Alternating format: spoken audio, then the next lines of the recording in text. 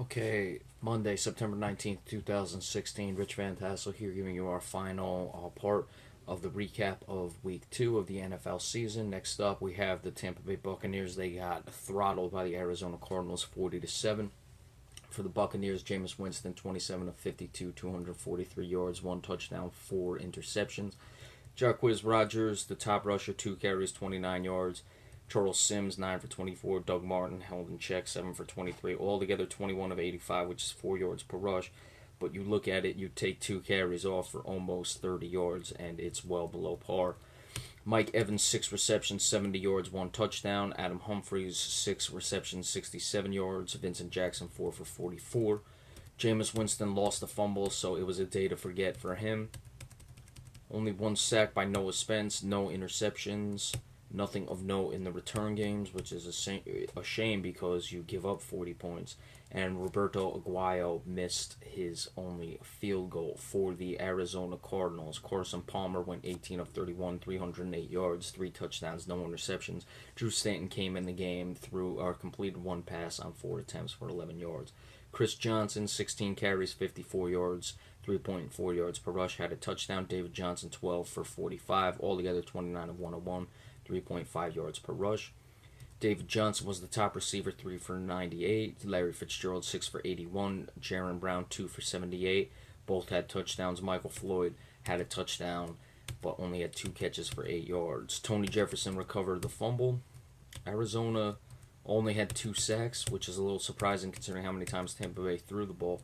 Marcus Cooper, 2 interceptions. Patrick Patterson and DJ Swearinger both had an interception. And Chandler Cantazero was 2 for 2 in his field goals. Now, we talked about Tampa Bay. I didn't expect them to win this game. I was hoping they would come out and be a bit more professional in this one to show that they're making the strides to be a potential playoff team, especially in what looks like it could be a very open division with Carolina getting off to the 0-1 start. But Jameis Winston was not good in this game. The 4 interceptions, the turnovers was something he was starting to clean up towards the end of last year. But today he reverted back to his old habits. As for the Arizona Cardinals, very good, very efficient, got out to a big lead and coasted the rest of the way. So they're 1-1, and they got that tough opening night loss out of their system, and now they can move forward and look to start making strides. Next up, the Jacksonville Jaguars lost to the San Diego Chargers 38-14. Blake Bortles for the Jaguars, 31 of 50, 329 yards, 2 touchdowns, 2 interceptions. Blake Bortles was the top rusher, 3 carries, 34 yards, which is 11.3. TJ Yeldon, 7 for 28, 4 yards per rush. Altogether, 11 for 69, which is 6.3 yards per rush. However, when you only... they were running the ball well, take out Blake Bortles. He had a 24-yard run, so I don't think it was designed, but a lot of scrambling in that regard.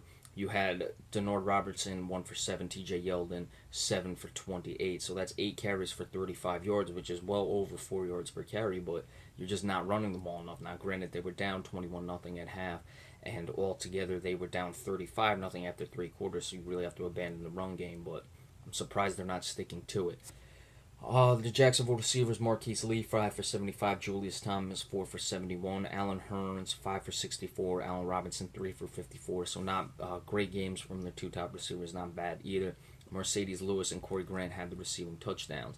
Blake Bortles lost a fumble, so he was turnover prone yesterday. Dante Fowler Jr., nice to see him coming back from his injury, had 2 sacks.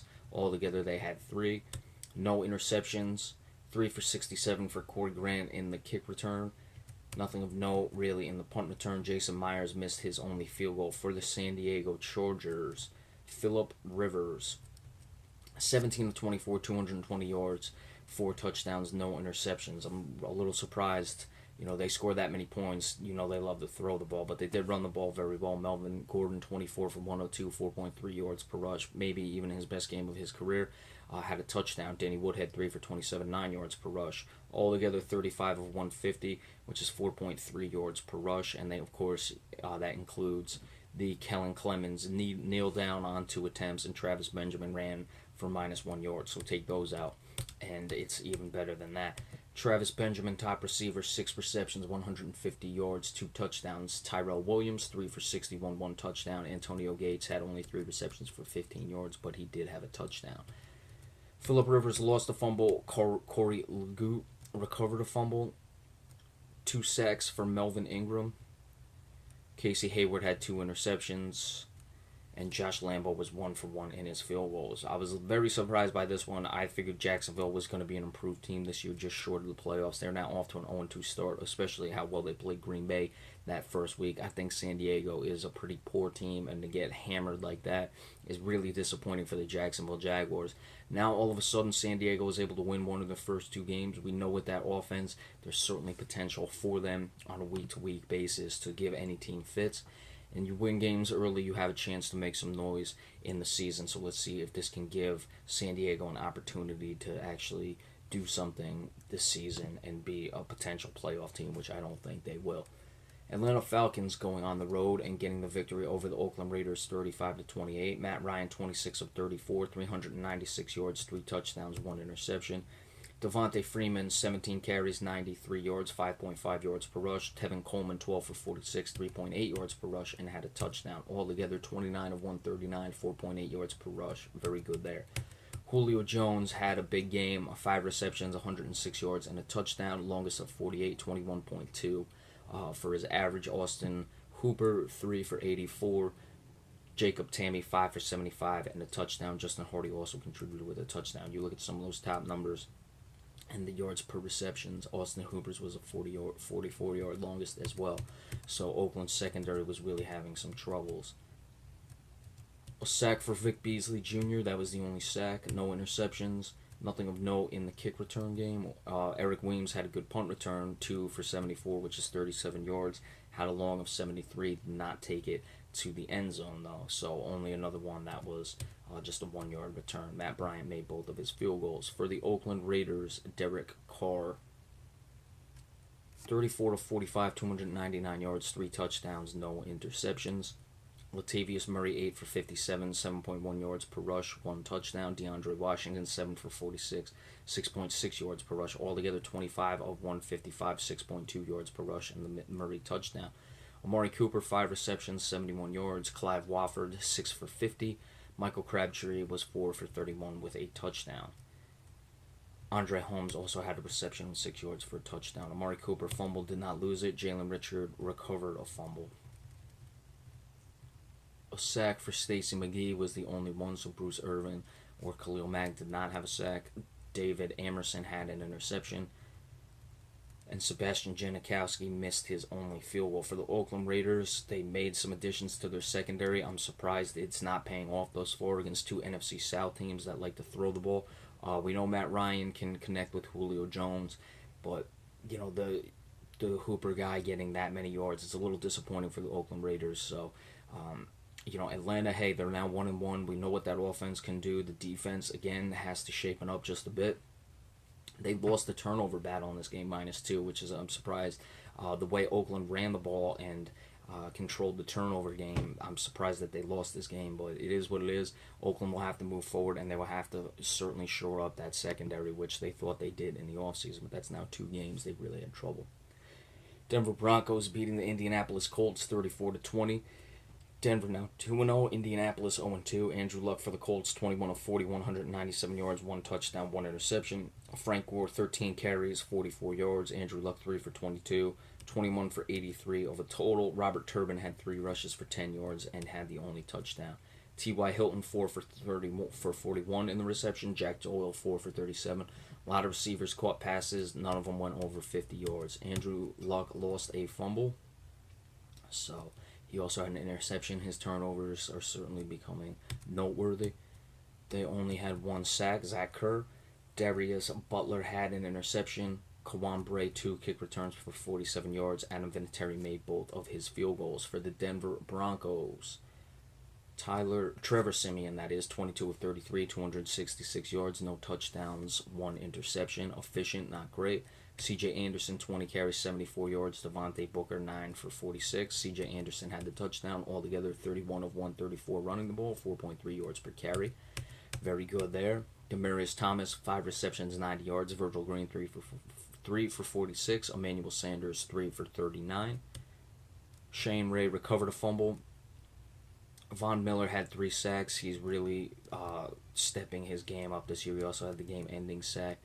Derek Wolfe had 1.1.5 sacks. DeMarcus Ware had a half sack. Aqib Talib had an interception return for a touchdown. Brandon McManus 4 for 5 in his field goal. So Indianapolis, their offensive line and their turnovers rearing their ugly head in this game, and Trevor Siemian is not going to have to do much when the defense continues to keep playing as well as they are. So hats off to them to getting off to an 0-2 start. Von Miller, remember we talked about it, if he keeps putting up sacks with the type of quarterback you have in that situation, and this defense can win and that team goes to the playoffs, certainly has to be a dark horse MVP candidate. It does not make him the best defender in the league, but it makes him an MVP because we're talking about value.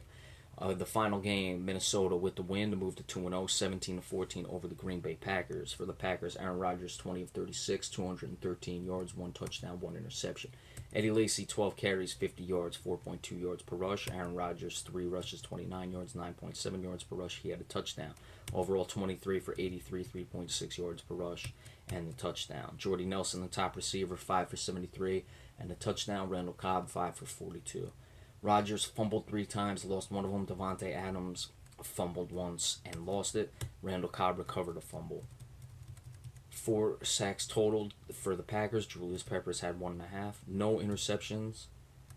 Mason Crosby did not kick any field goals. Nothing really of note in the special teams games for the Green Bay Packers. Sam Bradford got the start. Was very good, 22 of 31, 286 yards, 9.2 per average, 2 touchdowns. Adrian Peterson got hurt, was not good before the injury, 12 carries, 19 yards, 1.6 yards per rush. Matt Asiata, 6 carries, 14 yards, 2.3 yards per rush.